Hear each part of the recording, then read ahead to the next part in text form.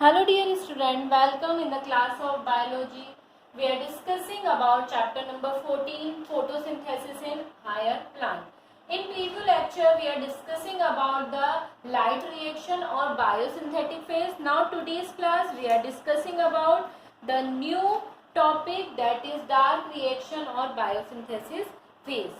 Dark reaction और biosynthesis phase कहाँ पे अकर होती है? क्लोरोप्लास्ट जो होता है, एंड लाइट रिएक्शन आप लोगों को बताया कि थैलेकॉइड में होती है, और ये कहाँ पे होती है? ये स्टार्ट होती है स्ट्रोमा में। ठीक है, इसके अंदर स्ट्रोमा पाया जाता है, वहां पे क्या होती है? डार्क रिएक्शन कंप्लीट होती है ना। और इसके अंदर क्या होता है? कार्बन जो CO2 होता है, कार्बोहाइड्रेट, उसके थ्रू इसके अंदर रिएक्शन होता है, और उसके एक ब्रीफ पीरियड ऑफ टाइम के बाद लॉन्ग NADPH जो होते हैं और ATP की अवेलेबिलिटी में ये रिएक्शन कंप्लीट होती है। ठीक है, ये जो होती है जनरली इसके ऊपर सबसे पहले वर्क जो था CO2 फिक्सेशन को बताया गया था, उसकी पूरी प्रोसेस को बताया गया था, और इसके ऊपर सबसे पहले वर्क जो था वो किसने किया था? मेल्विन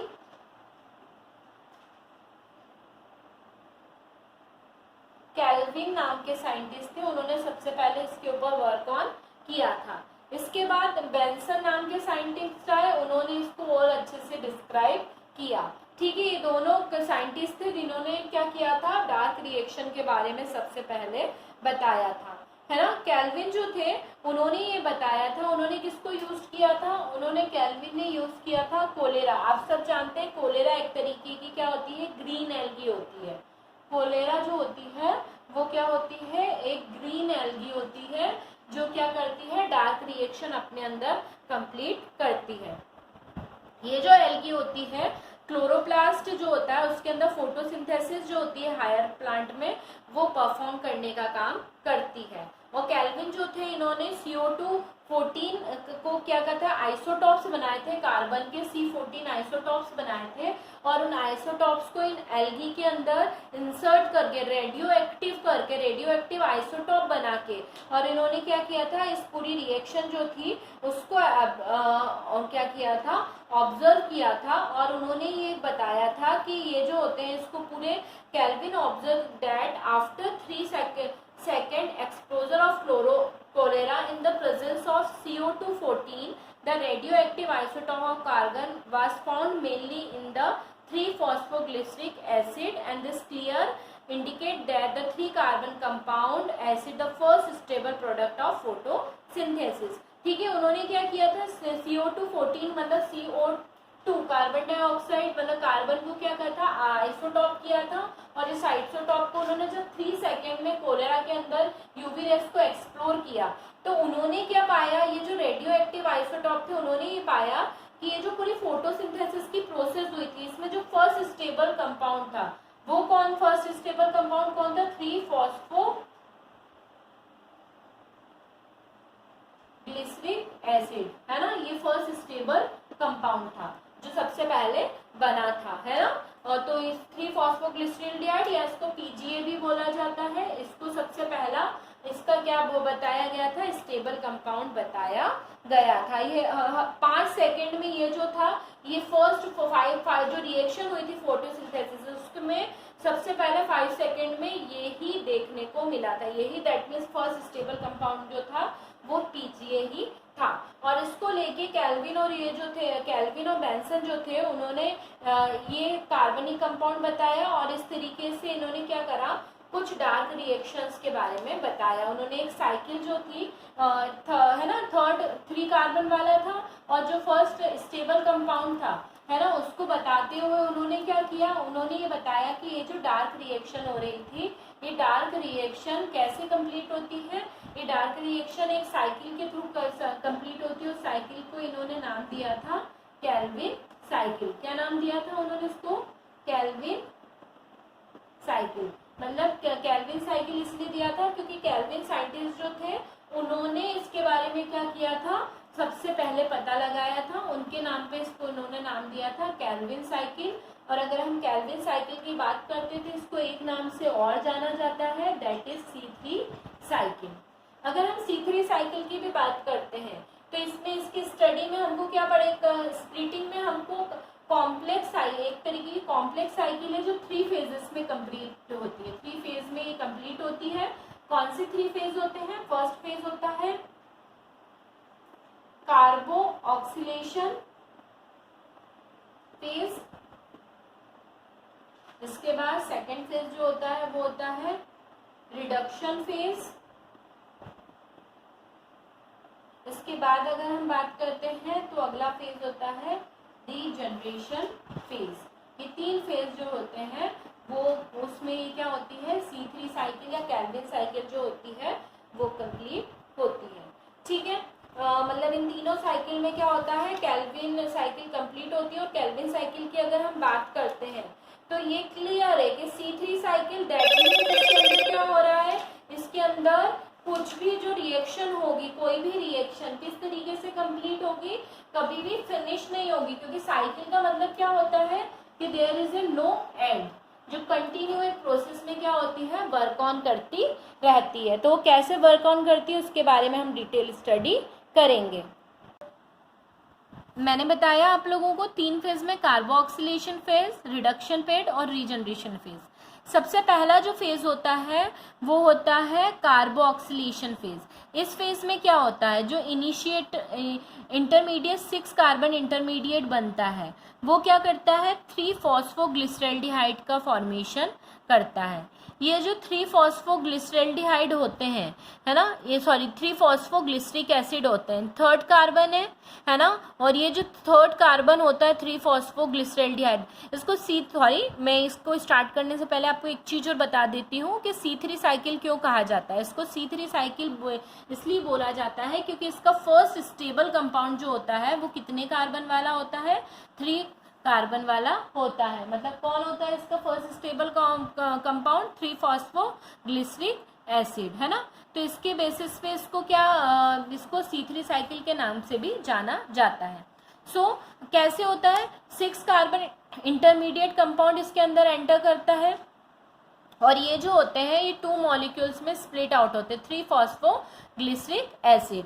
ये 3 फॉस्फोग्लिसरिक एसिड फॉस्फोग्लिसरोकाइनेस एंजाइम की प्रेजेंस में 1,3-डाइफॉस्फोग्लिसरिक एसिड का फॉर्मेशन करते हैं। और ये जो पूरी रिएक्शन होती है, इस रिएक्शन में एटीपी जो होते हैं वो किसके अंदर कन्वर्ट होते हैं, एडीपी के अंदर। दैट मीन्स यहाँ पे एनर्जी का होती है, यूटिलाइज होती है यहाँ पे। मतलब ये 3 फॉस्फोग्लिसरिक एसिड को 1,3-डाइफॉस्फोग्लिसरल्डिहाइड में कन्वर्ट होने के लिए किसकी जरूरत होती है, एनर्जी की जरूरत होती है।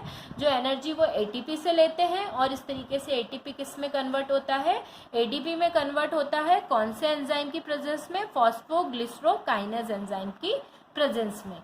जैसे ही 1,3-डाइफॉस्फोग्लिसरिक एसिड बना, यहाँ पे एक नया एंजाइम एक्टिवेट हो जाता है,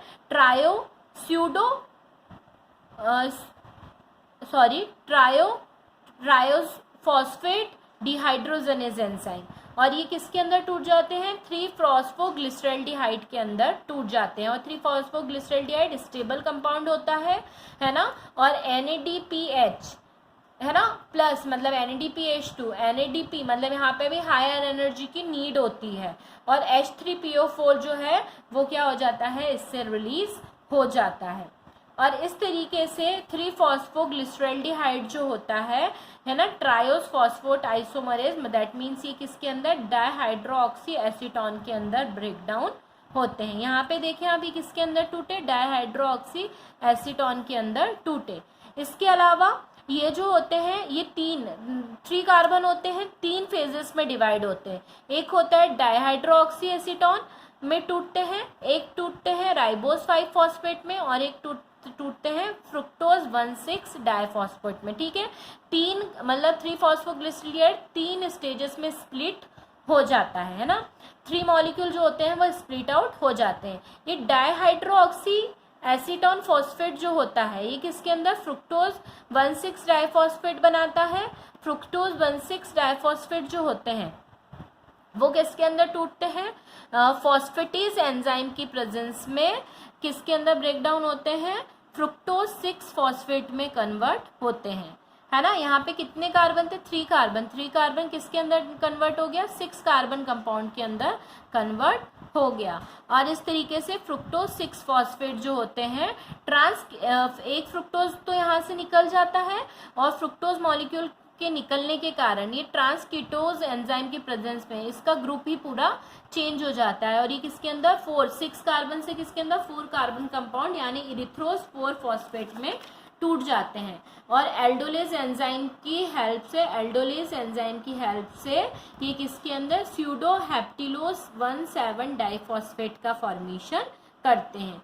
अब ये जो डाइहाइड्रोक्सी एसीटोन फॉस्फेट किसके अंदर फ्रुक्टोज 1,6 डाइफॉस्फेट और स्यूडो हेप्टिलोज 1,7 डाइफॉस्फेट में कन्वर्ट हुआ था और ये फ्रुक्टोज भी फिर किसके अंदर स्यूडो हेप्टिलोज 1,7 डाइफॉस्फेट के अंदर कन्वर्ट हो जाता है। आप देखिए यहाँ पे 6 कार्बन कंपाउंड था, फिर 4 कार्बन कंपाउंड हुआ और फिर कौन से 7 कार्बन कंपाउंड हो गया। स्यूडो हेप्टिलोज 7 कार्बन कंपाउंड होता है।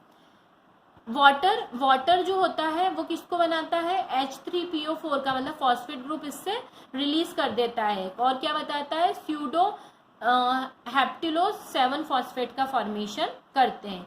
ये स्यूडो हेप्टिलोज 7 फॉस्फेट जाइलोज 5 फॉस्फेट में कन्वर्ट होते हैं और जाइलोज 5 फॉस्फेट है ना, और साथ साथ में ये जो 3 फॉस्फोग्लिसरॉल्डिहाइड था ये राइबोज 5 फॉस्फेट का भी फॉर्मेशन करता है। अब ये स्यूडो हेप्टिलोज जाइलोज 5 फॉस्फेट में कन्वर्ट होते हैं और ये xylose 5 phosphate ribulose phosphate epimerase enzyme की प्रेजेंस में किसके अंदर टूट जाते हैं राइबोज 5 फॉस्फेट में टूट जाते हैं।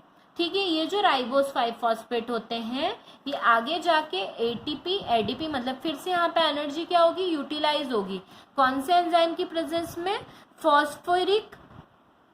फॉस्फोराइबो है ना राइबोकाइनेज एंजाइम की प्रेजेंस में ये राइबोज 1,5 बिस फॉस्फेट बनाते हैं। इसमें क्या होता है और H2O में जैसे ही CO2 एंटर करता है फिर से ये 6 कार्बन इंटरमीडिएट जो होते हैं एक्टिवेट हो जाते हैं और ये 3 फॉस्फोग्लिसरिक एसिड का फॉर्मेशन स्टार्ट कर देते हैं और इस तरीके से ये साइकिल कंटिन्यू क्या होती रहती है चलती रहती है। इस तरीके से क्या होता है केल्विन साइकिल जो होती है कंटिन्यूसली चलती रहती है। किसके अंदर C3 साइकिल कंप्लीट होती है कोलेरा के अंदर है ना।